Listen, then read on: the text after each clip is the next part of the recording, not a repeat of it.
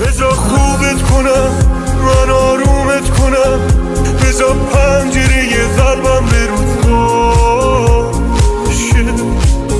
یکم دوری ازم نگرانت میشم، باید بیشتر حواست به خودت باشه. نکنه دور شی ازم دیگه منو یادت نیادش،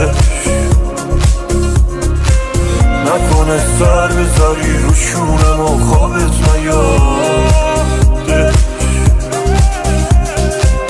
نکنه دور شی ازم دیگه